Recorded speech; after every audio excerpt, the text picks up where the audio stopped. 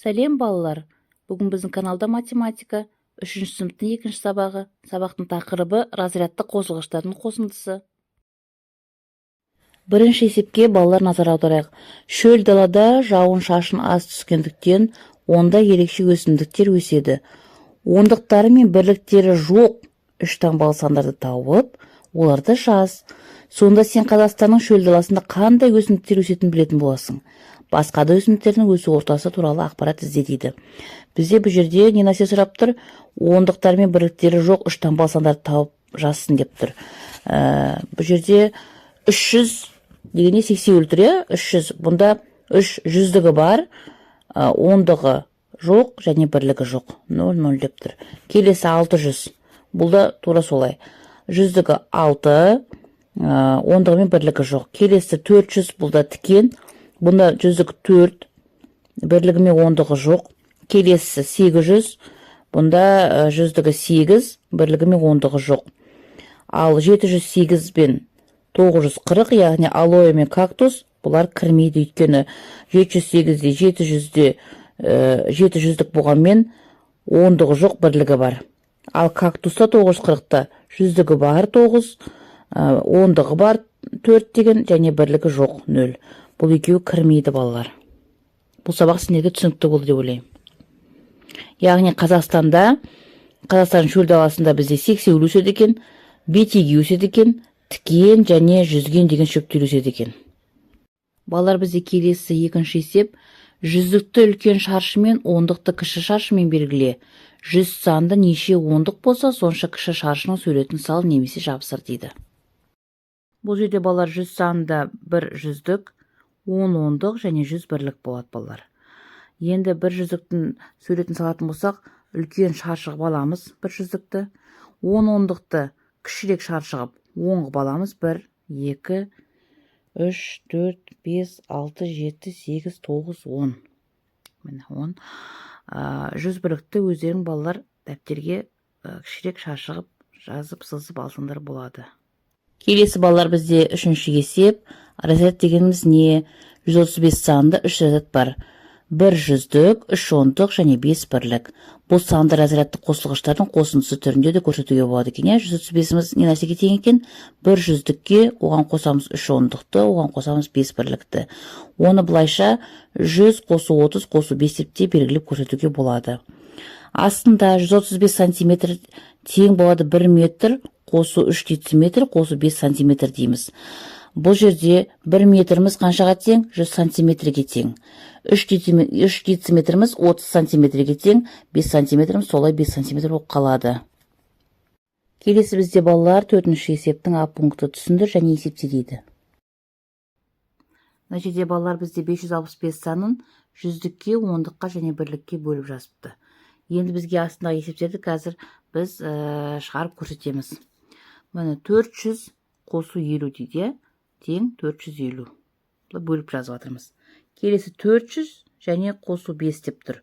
400-ге 5-ті қосамыз 405. 450-ге қосамыз 5-ті. 455 шығады. Келесі бізде балар 670-тен 70 аламыз. Мына 670-тен 70 алғанда ең бірінші 600-ге, яғни 100-дікке қосамыз 10-дықты. 670 бізде шығу үшін осылай жазып аламыз. 600 қосу 70 деп. Кейін бар, одан азайтамыз 70-ті. Демек бізде мәні 600-ге тең болады. Келесі 677 алу 7 дегенді біз 600 қосу 70 деп шығарып аламыз. 670, одан кейін 7-ні қосамыз. 677 шығады. Одан азайтамыз 7-ні. Мәні 600-ге тең болады. Келесі 677 азайту 600 дейді. 600 қосу 70 болғанда 670 қосамыз 7. 677 шығып тұр балалар. Демек, одан кейін одан азайтамыз 600-ді, мәні 77-ге тең болады. Келесі балалар 509 азайту 500. 500-ге 9-ды қосамыз, азайтамыз 500-ді. Тең 9 болады мәні. Келесі 590 азайтамыз 500. 500-ге қосамыз 90-ды, 590 шығарып аламыз. Одан азайтамыз 500-ді. Шығатын 500 500-ге қосамыз 90-ды, 590 шығарып аламыз. 500-ге қосамыз 90-ды, 590 шығарып аламыз. 500-ге қосамыз 90-ды, 590 шығарып аламыз. 500-ге қосамыз 90-ды, 590 шығарып аламыз. мәні 90 болады. 590 азайтамыз 90, 500-ге қосамыз 90, 590 шығарып алдық. Одан азайтамыз 90-ды 500 шығады. Келесі 789 азайтамыз 80, 700 қосамыз 80, 780 қосамыз 9, 789 шықты. Одан 80-ді азайтқанда 709 шығады. Келесі 789-дан 700 азайтамыз. Ең бір 789 жазып аламыз. 700-ге қосамыз 80, қосамыз 9, 789 шығып тұр. Одан азайтамыз 700-ді, мәні 89-ға тең болады балалар. Әрі қарай бізде балалар 4-ші есептің ән нұсқасы, жауабын сантиметр ме өрнекте дейді. Бұл жерде балалар берілгенде 4 метр қосу 5 дециметр дейді. Мынаяқта балалар жаттап алыңдар, 1 метрде 100 сантиметр бар, 1 дециметрде 10 сантиметр бар. Демек, 4 метрге 5 дециметр қосқанда 400 сантиметр қосу 50 сантиметрге жасамыз. Мәні 450 сантиметрге тең болады балалар. Келесі 4 метр қосу 5 сантиметр дейді. 4 метр қосу 5 сантиметр дегеніміз 400 сантиметр қосу 5 сантиметр. 405 сантиметр болды. Келесі 4 метр 5 дециметр қосу 5 сантиметр дейді. Оны біз балалар 450 сантиметр, міне, осылай шығарамыз. 450 сантиметр қосу 5 сантиметр, 455 сантиметр болады. Келесі балалар 6 метр 7 дециметр, 7 сантиметр, азайтамыз 7 сантиметр. Ол балалар 6 метр 7 дециметр дегеніміз, және 7 сантиметр дегеніміз 677 сантиметр, азайтамыз 7 сантиметрді. Тең болады 670 сантиметр. Әрі қарай тура осылай балалар жазып аламыз.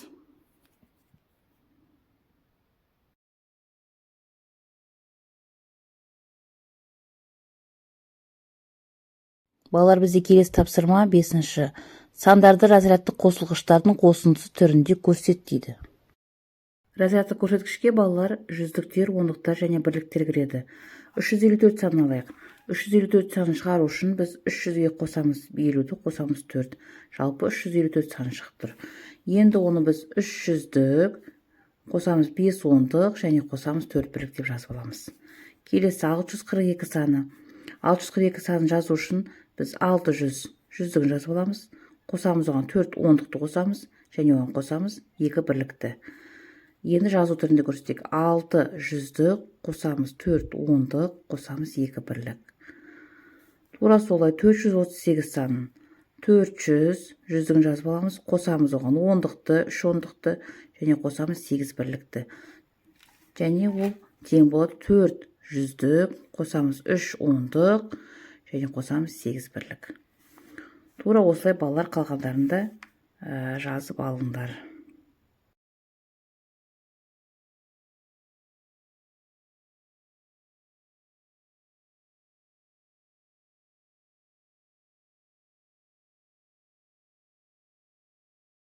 Келесі бізде балалар 6-шы есеп.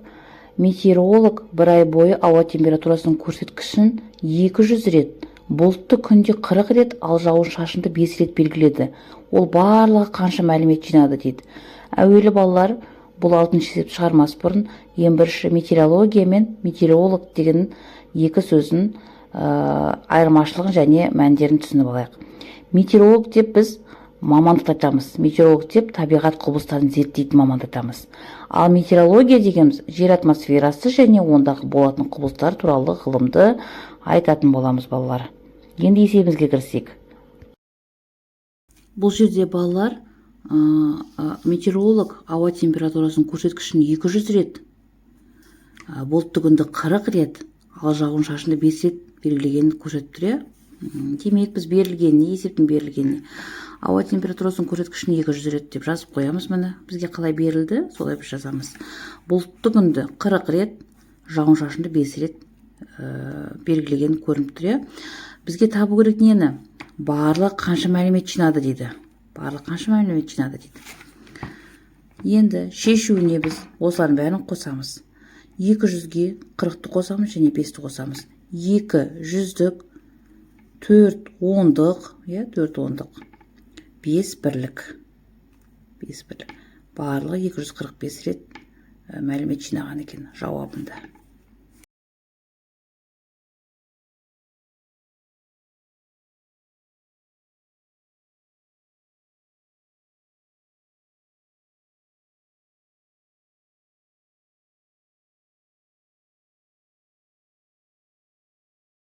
Келесі тапсырма бізде балар 7-ші есеп.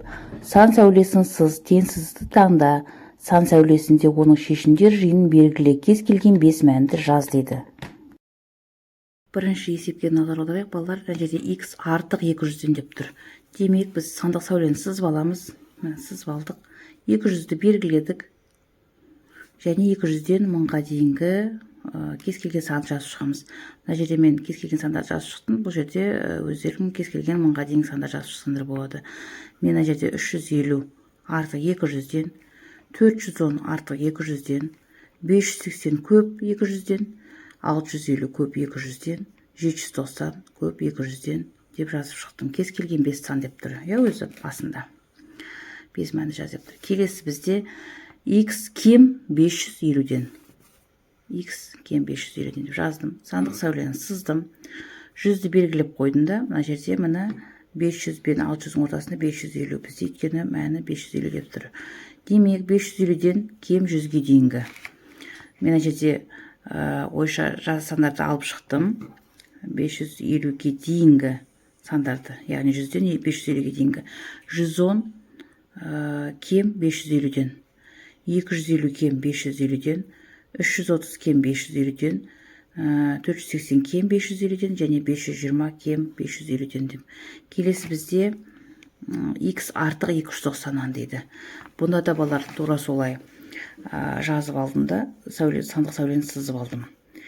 Және міне мына жерде 200 бен 300 қасында 300-ге жақын 290-ды белгілеп алдым. Бізге берілгенде солай тұр, міне 290-да міне. Әрі қарай 290-нан жоғары 1000-ға дейінгі сандар белгілеп шығамыз. Мына жерде мен белгілеп шықтым өзім ойша. Бұл жерде сендер балалар кез келген сандар 1000-ға дейінгі сандар алсындар болады. 310 артық 290-нан, 380 артық 290-нан, 450 артық 290-нан, 570 артық 290-нан және 860 артық 290-нан. Келесі есеп бізде x-тің мәні көп 100-ден. Оны біз балалар былай жазып алдық. Сандық сәулені сыздық. 100-ді белгілеп алдық мәні. 100. Бізде өзі басында 100 деп тұр ғой. Және 100-ден 1000-ға дейінгі сандарды кез келген санды жазып шығамыз. Мына жерде мен жаздым. 210 артық 100-ден. 320 артық 100-ден. 430 артық 100-ден. 540 артық 100-ден және 970 артық 100-ден. Және соңғысы балалар 300 кем x-тен дейді. Яғни 300 кем x жазып аламыз. Сандық сәулені сызамыз.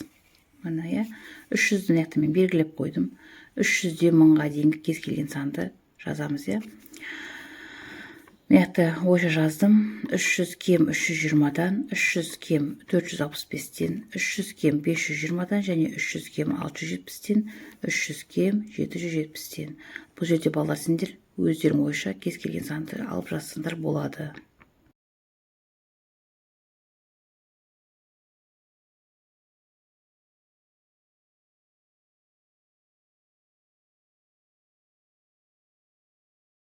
Келесі бізде балалар 8-ші есеп. Қима қағаздағы өрнектерді пайдаланып, тура теңдіктер мен теңсіздіктерді құрып жаз дейді. Тура теңсіздіктер деп балалар біз оң жағы да сол жағы да бірдей теңсіздік болатын мәндерді айтамыз. Яғни 9-ды 2-ге көбейткенде 18, 6-ны 3-ге көбейткенде 18. Бұлар бірдей тура теңсіздік болып есептеледі. 10-ды 2-ге бөлгенде де 5, 15-ді 3-ге бөлгенде де 5. Екеуі тура теңсіздік. Келесі 18-ді 6-ға бөлгенде 3, 12-ні 4-ге бөлгенде 3. Екеуі де бұл жерде теңсіздік болып есептеледі. Ал теңсіздіктер деп нені айтамыз? Теңсіздіктер деп біз үлкен, кіші белгісі бар, мәндері бар теңсіздіктерді айтамыз. Яғни бұл жерде 6-ны 3-ге көбейткенде 18, 8-ді 4-ге көбейткенде 32. Енді ондықтан салыстырайықшы. 18-дің ондығында 1 ондық, мына жерде 3 деген ондық. 3 көп болғандықтан бірден, бұл жерде 32 көп болып тұр. Келесі 3-ті 7-ге көбейткенде 21, 7-ні 2-ге көбейткенде 14. Бұл жерде ондыққа мән береміз. Бұл жерде ондық қандай? Бірінші ондық 2, екінші ондық 1. 2 көп болғандықтан 21 көп болып кетті бұл жерде. Келесі 18-ді 2-ге бөлгенде 9, 7-ні 2-ге көбейткенде 14. Бұл жерде 14 көп болып тұр.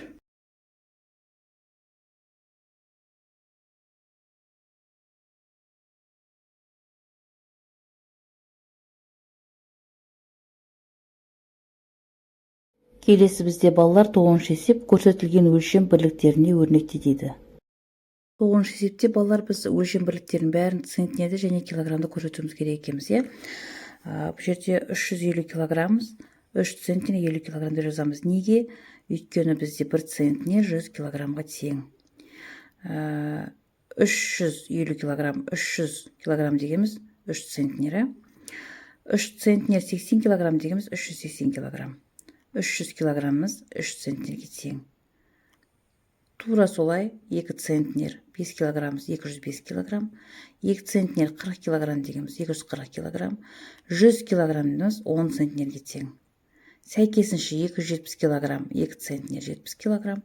2 центнер 9 килограммыз 209 килограмм. Және 2 центнеріміз 200 килограмм.